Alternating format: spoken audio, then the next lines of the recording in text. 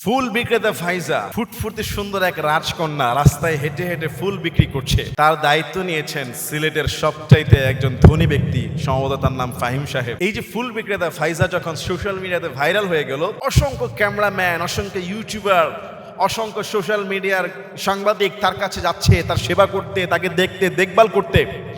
কিছু কিছু মানুষের রুটির দুর্ভিক্ষতা এত জঘন্য, সোশ্যাল মিডিয়াতে এসে লিখছে যে এই মেয়েটার দায়িত্ব নিতে চাই, তাকে আমি ভবিষ্যতে বিয়ে করব। নাউজুবিল্লাহ। আমার দুঃখ লাগে যে মানুষের অবস্থা কোথায় চলে গিয়েছে। আর দেখেন মানুষ কতটা ভাইরাল রোগে আক্রান্ত। এই যে ফুল বিক্রেতা ফাইজা এত সুন্দর, সে সুন্দর চেহারার অধিকারী বলে আজকে তাকে দায়িত্ব নেওয়ার জন্য অসংখ্য মানুষ চলে আসছে, কিন্তু এরকম অসংখ্য ফাইজা রাস্তায় পড়ে আছে। হয়তো তাদের সুন্দর চেহারা নাই, হয়তো সুন্দর নাম নেই।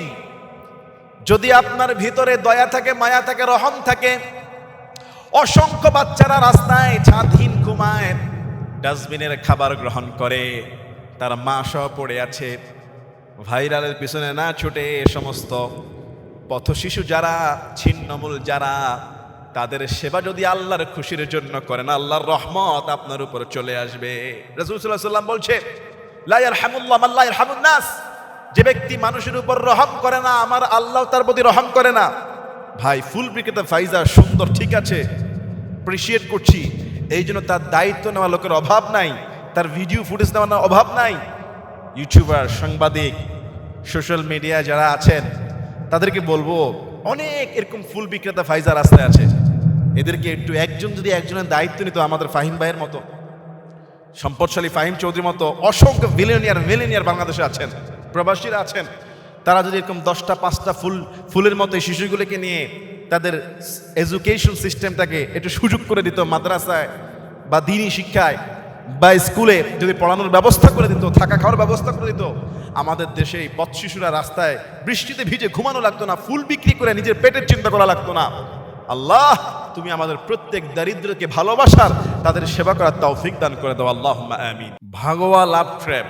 বাংলাদেশে দিন দিন হিন্দু যুবকদের প্রেমে আমাদের হিজাবি অনেক মুসলিম নারীরা বুঁদ হয়ে আছে। আমার দেখতে শুনতে এতটাই কষ্ট লাগে যে একজন হিন্দু মুসলিম মেয়ে, তাও পর্দা করছে, হেজাব পড়ছে, বোরকা পড়ছে, বয়ফ্রেন্ড, হিন্দু বয়ফ্রেন্ড নিয়ে।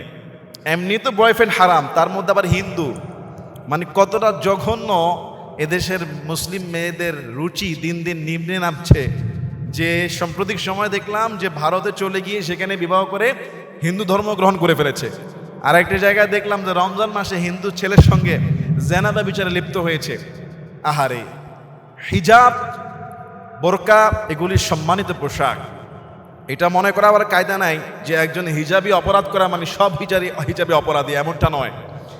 আসলে একজন মুসলিম নারী সে কিভাবে একটা হিন্দু ছেলের সঙ্গে ফিজিক্যাল রিলেশন করছে, কয়েকটা হিন্দু ছেলের সঙ্গে একবার রিলেশনে গিয়ে ব্ল্যাকমেলের শিকার হয়ে অসংখ্য হিন্দু ছেলের বিছানায় যাওয়া লাগতেছে। এরকম ঘটনা একটা না, দুইটা না, তিনটা, অসংখ্য।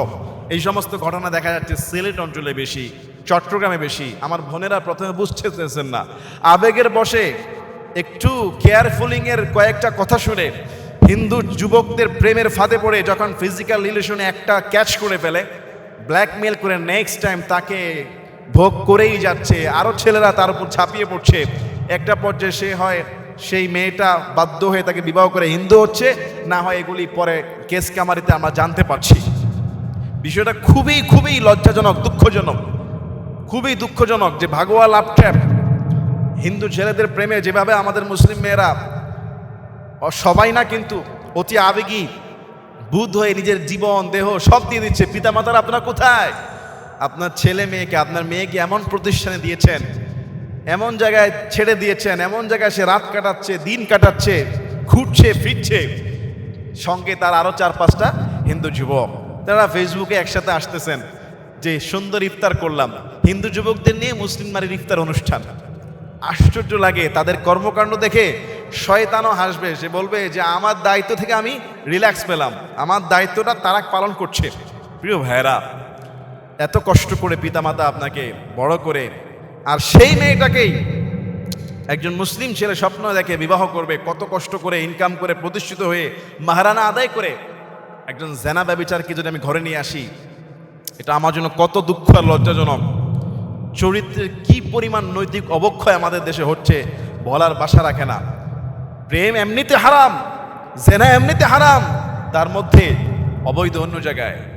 আল খাবিসাতু লিল খাবিসিনা ওয়াল খাবিসুনা লিল খাবিসাত ওয়াত তাইয়িবাতু লিত তাইয়িবিনা ওয়াত তাইয়িবুনা লিত তাইয়িবাত। আল্লাহ বলছেন খাবিস পুরুষের জন্য চরিত্রহীন নারীর জন্য চরিত্রহীন পুরুষ, চরিত্রহীন নারী পুরুষের জন্য চরিত্রহীনা নারী একজন আরেকজনের ভাগ্যে জুটবে। মেয়ে যেমন ছেলে তেমন, চরিত্রহীনা কোরআন বলছে। আবার আল্লাহ বলছেন ওয়াত-তাইয়িবুনা লিত-তাইয়িবাত, পবিত্র যারা তাদের সঙ্গে পবিত্রই মিলবে। সুবহানাল্লাহ। আল্লাহ তুমি আমাদের সবাইকে নেককার ফরহেজগার স্ত্রী এবং স্বামী উভয়টা দান করো। নেককার ফরহেজগার যেন হয়, আপনার চরিত্র হবে যেমন পাবেন তেমন। আল্লাহ আমাদেরকে হিদায়াত দান করুক, আল্লাহুম্মা আমিন। নরসিংদী মাদ্রাসার ছাত্রকে শিক্ষক যেভাবে পিটালেন, এতে করে সত্যি এই দৃশ্য দেখে চোখের পানি রাখা কষ্টকর হয়ে যায়।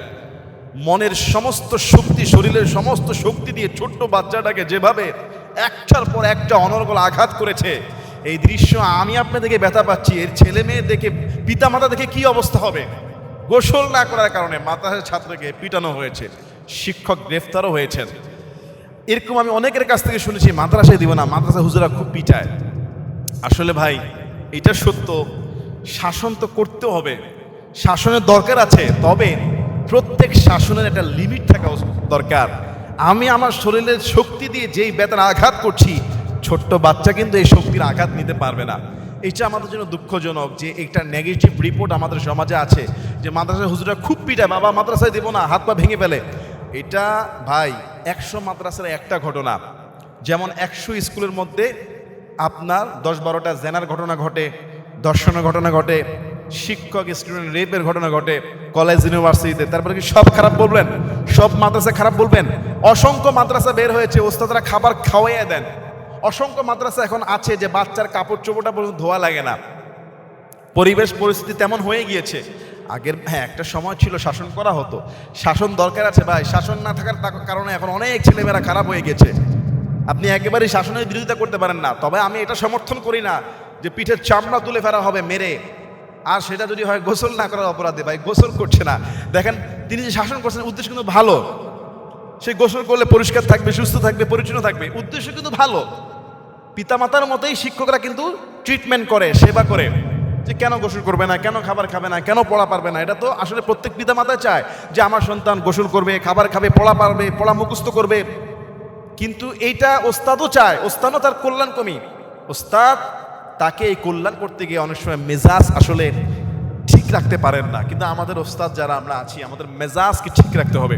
হয়তো 100 স্টুডেন্ট 50 জন ভুল করছে, মেজাজ কন্ট্রোল করা কঠিন হয়ে যায় অনেক সময়, কিন্তু না। এজন্য প্রত্যেক মাদ্রাসায় ওস্তাদদেরকে ছাত্র কমিয়ে দিতে হবে। একজন ওস্তাদ 30-40 জনের পড়া শুনবেন এমন হবে না। একজন ওস্তাদ সর্বোচ্চ 15 জন শিক্ষার্থীর ক্লাস নেবেন, 12 জন, 10 জন হলে আরো ভালো স্ট্যান্ডার্ড, সর্বোচ্চ 20 জন। 20 জনের উপরে কোনো হাফেজ ওস্তাদের কাছে ছাত্র থাকতে পারবে না। নুরানি তো সেম হবে। তাহলে একজন ওস্তাদ 20 জনের প্রতি সঠিক গাইড রিল্যাক্সে দিতে পারবে, রিল্যাক্সে পড়া নিতে পারবে। অনেক সময় হয় যে কোনো মাদ্রাসায় একজন ওস্তাদ 50 জনকে পড়াচ্ছে, 30 জনকে পড়াচ্ছে, 40 জনকে পড়াচ্ছে, পড়া নিচ্ছে দিচ্ছে, এটা অনেক কষ্ট হয়ে যায়। আমাদের কিছু সিস্টেম পরিবর্তন করতে হবে। প্রত্যেক মাদ্রাসার দায়িত্বশীলদের নীতিমালা আনতে হবে যে পিটিএ লাশ বানিয়ে দেওয়া ফেলাবার। হ্যাঁ, অবশ্যই আপনার শাসন থাকবে। আল্লাহ আমাদের সবাইকে হেদায়েত দান করুক, আল্লাহুম্মা আমিন।